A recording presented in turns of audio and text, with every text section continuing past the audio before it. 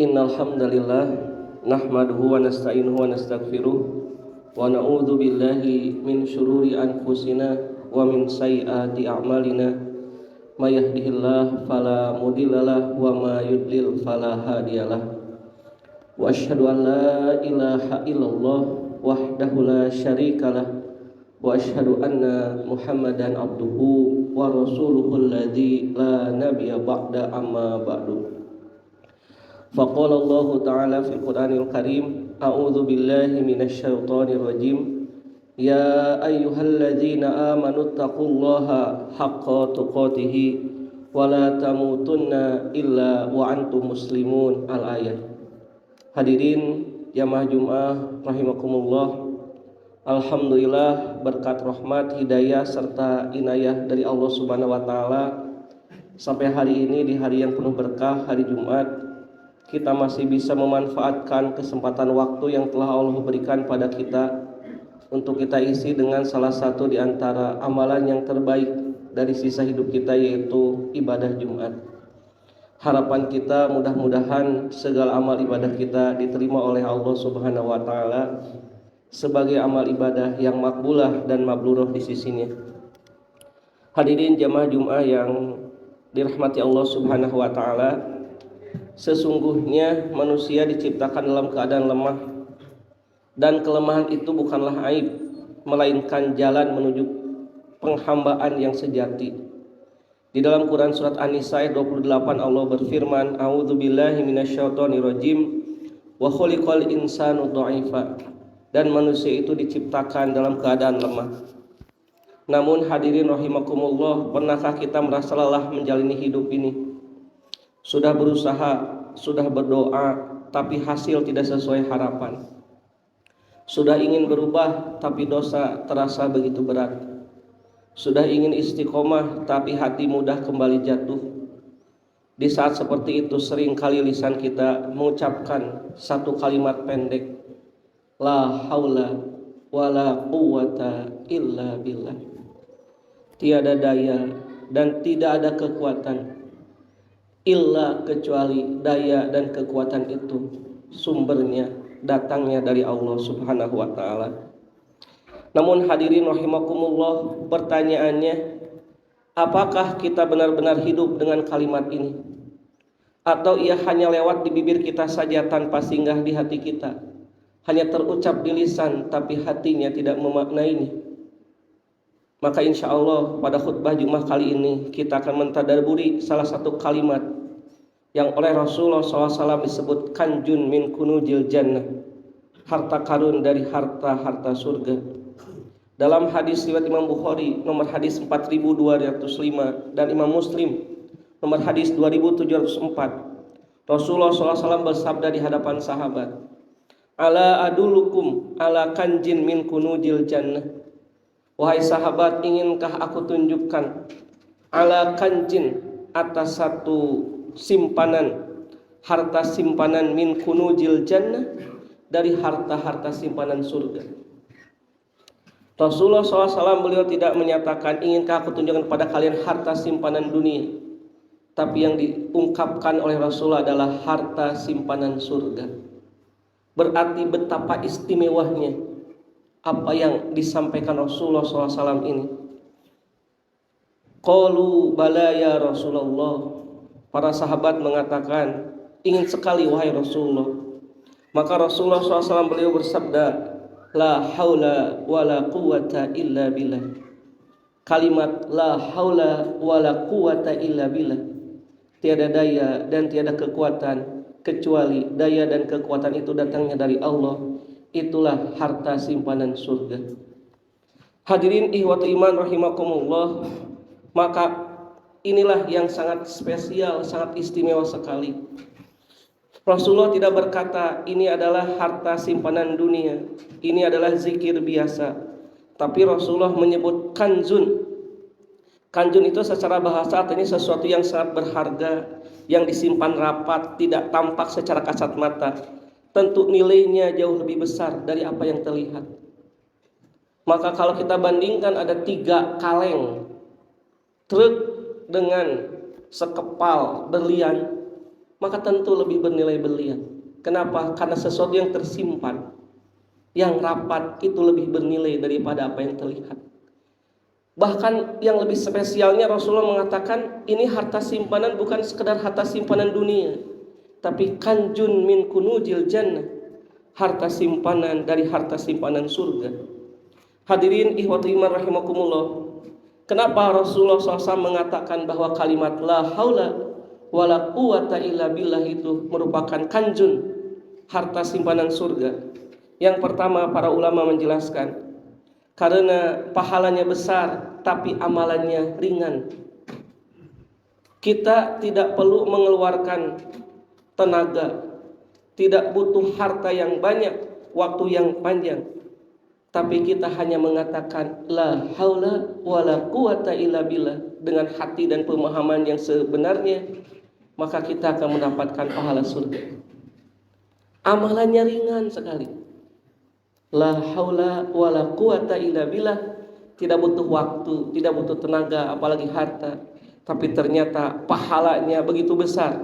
Apa pahalanya? Berupa balasan, kita dimasukkannya ke surga.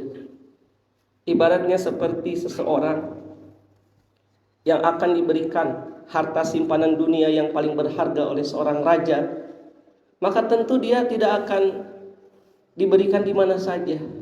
Pasti orang tersebut akan diundang ke istana, akan disambut dengan karpet merah, bahkan akan dijamu dengan jamuan yang sangat istimewa di istana tersebut.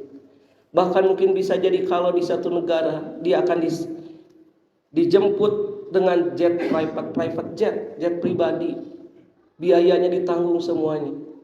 Maka bagaimana kalau seandainya seseorang itu ketika dia dimasukkan ke surga, Allah berikan harta simpanan surga, tentu akan disambut dengan sambutan yang istimewa.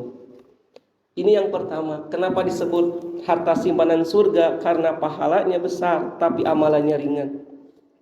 Yang kedua, kalimat la haula wala quwata illa billah itu mengandung tauhid paling inti.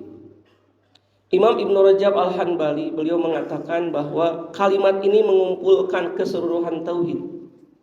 Dalam kalimat la haula wala quwata illa billah itu terkandung kalimat tauhid rububiyah. Allah satu-satunya sumber kekuatan. Dalam kalimat la haula wala quwata illa billah terkandung tauhid uluhiyah, bahwa kita hanya mengabdi beribadah hanya kepada Allah. Dalam kalimat la haula wala quwata illa billah terkandung tauhid asma wa sifat, yaitu isti'anah, ketergantungan penuh kepada pertolongan Allah Subhanahu wa taala. Maka ketika kita menyatakan la haula wala quwata illa billah, di situ sudah mengandung keseluruhan kalimat tauhid. Tauhid rububiyah, bahwa hanya Allah lah satu-satunya yang mencipta, mengurus, mengatur kita. Tauhid uluhiyah, bahwa hanya kepada Allah kita mengabdi. Dan tauhid asma wa sifat, kita hanya ketergantungan penuh kepada Allah Subhanahu wa taala.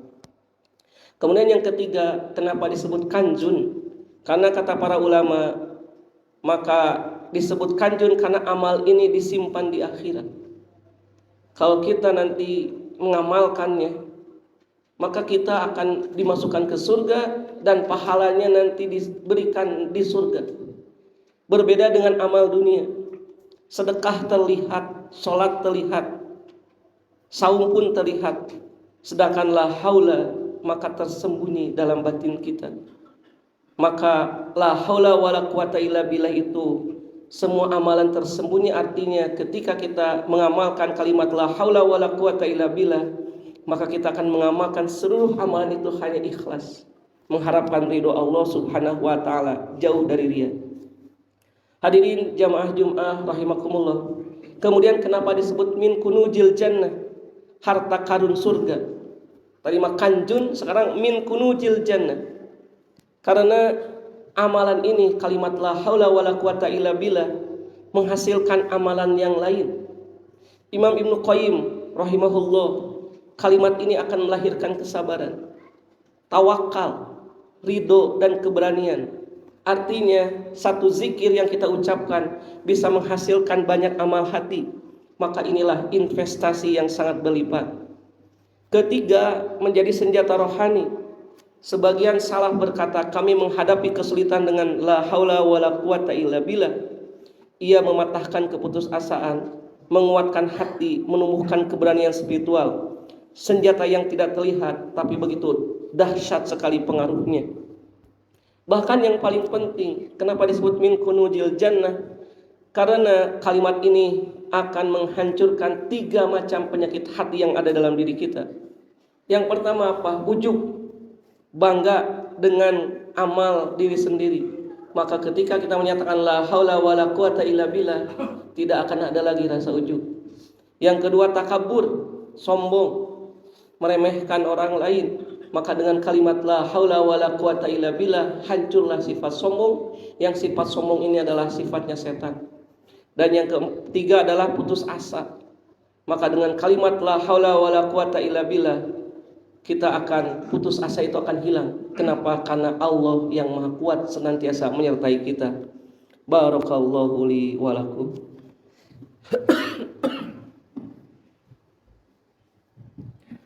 Alhamdulillahilladzi hadana li hada wa ma kunna linahtadiya laula an hadana Allah. Wa asyhadu an la ilaha illallah wahdahu la syarikalah wa asyhadu anna Muhammadan abduhu wa rasuluhu alladzi la nabiyya ba'da amma ba'du.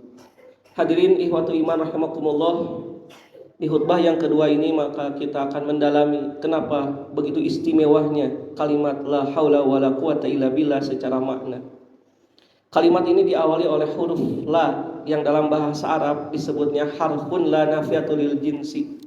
Huruf untuk menafikan semua jenis, artinya meniadakan secara total keseluruhan. Maka ketika kita mengatakan la haula, tidak ada daya. La-nya nafiyatul lil jinsi. Kalau dibaca la haulun tidak ada daya, itu nafiyah saja. Tapi kalau fathah seperti la ilaha, la ikroha fitin, maka la-nya adalah bukan sekedar la nafiyatah tapi lil jinsi, menafikan secara keseluruhan tanpa ada pengecualian. Maka makna la haula karena dibaca fathah, tidak ada daya. Daya yang bagaimana? Jangankan yang besar, yang kecil sekecil-kecilnya pun kita tidak punya. Jadi ketika kita menyatakan la haula, maka sebenarnya kita tidak punya daya. Daya kita itu 0%. Kita tidak punya daya sama sekali. Wala quwata, dan diulangi lagi menunjukkan taukid penguat. La-nya disebut lagi 2 kali. Dan tidak punya kekuatan. Kekuatan yang gimana? Yang bagaimanapun. Jadi hakikatnya ketika kita menggenggam tangan kita ini, daya dan kekuatan ini bukan dari kita datangnya, tapi dari Allah. Ketika kita melihat, ketika kita berpikir, ketika kita berusaha, ketika kita berjalan, dalam setiap detik langkah kehidupan kita itu daya dan kekuatan datangnya bukan dari kita. Illa billah, tapi dari Allah. Tidak ada daya, kita tidak punya daya hadirin. Wala quwata, dan tidak punya kekuatan. Sehebat apapun kita, sehebat apapun karya kita, sehebat apapun ibadah kita, maka sebenarnya itu adalah dari Allah Subhanahu wa taala. La-nya nafiyatul lil jinsi. Maka kenapa kemudian yang uniknya disebut 2 kali? Tidak ada daya, tidak ada kekuatan. Padahal kata ulama sudah saja cukup 1 kali. La haula illa billah. Tidak ada daya kecuali dari Allah. Tapi kenapa mesti disebut 2 kali? Padahal dalam bahasa kita, baik daya atau kekuatan itu sesuatu yang sama. Daya itu ya kekuatan, kekuatannya itu daya. Tapi dalam bahasa Arab beda. Maka inilah hebatnya bahasa Arab. Apa bedanya haula dan quwata? Kalau haula adalah tidak ada kemampuan untuk berpindah atau menjauhi perbuatan maksiat, kecuali kemampuan itu datangnya dari Allah. Jadi kalau haula kaitan dengan menjauhi dosa. Maka ketika kita diberikan kemampuan oleh Allah untuk bisa menjauhi dosa, sebenarnya daya tolak itu datangnya bukan dari diri kita, tapi dari Allah. Sehingga tentu saja tidak akan ada rasa ujub apalagi takabur. Karena semua yang kita jauhi berupa perbuatan maksiat itu sebetulnya daya tolaknya dari Allah. Wala quwata, dan tidak ada kekuatan. Kalau kekuatan itu maknanya adalah kemampuan untuk melakukan amal soleh. Maka ketika hadirin hari ini datang untuk sholat Jumat, langkah dari rumah ke sini, tidak tidur di rumah apalagi tidak Jumatan, itu sebenarnya dari mana dari kekuatannya? Dari Allah. Ketika kita mencari nafkah yang halal, dari mana? Kekuatan itu dari Allah, bukan dari kita. Ketika kita melakukan semua amal kesolehan, semua amal kesolehan yang kita lakukan, termasuk sedekah kita, saum kita, zakat kita, perbuatan baik, amal setiap hari yang kita lakukan berupa kebaikan. Pertanyaannya, dari mana kekuatannya? Illa billah, semuanya dari Allah. Maka pantas kalau kita benar-benar memahami kalimat ini, akankah ada rasa ujub? Saya yang paling hebat di kampung ini. Tidak ada. Karena bukan kita yang hebat, tapi Allah lah yang memudahkan urusan kita. La haula wala quwata illa billah. Kita tidak punya daya untuk menolak dosa, tidak punya kekuatan untuk bisa beramal soleh. Kita dimudahkan oleh Allah hari ini bisa sholat Jumat. Itu semata-mata dari siapa? Kita bisa mencari nafkah yang halal. Itu dari siapa? Ide dan gagasan semuanya dari Allah. Maka akan hilanglah rasa ujub, hilanglah rasa takabur. Bahkan yang paling luar biasa, kita tidak akan pernah putus asa. Kenapa? Seolah-olah kadang kita hidup ini sendiri, tidak ada yang menolong. Ketika kita mengatakan la haula wala quwata illa billah, bersama kita ada yang maha kuat. Siapa? Allah subhanahu wa ta'ala, sumber daya dan sumber kekuatan. Hadirin, mudah-mudahan dengan apa yang disampaikan walaupun sebentar dan sedikit bisa menjadi kekuatan untuk kita, bahwa itu bukan sekedar ucapan lisan, tapi kalimat la haula wala quwata illa billah itu adalah kanjun min kunuzil jannah, harta simpanan dari harta simpanan surga, yang kalau kita memahami, mengamalkannya, menyampaikannya, maka apa yang kita rasakan? Hidup itu akan tenang.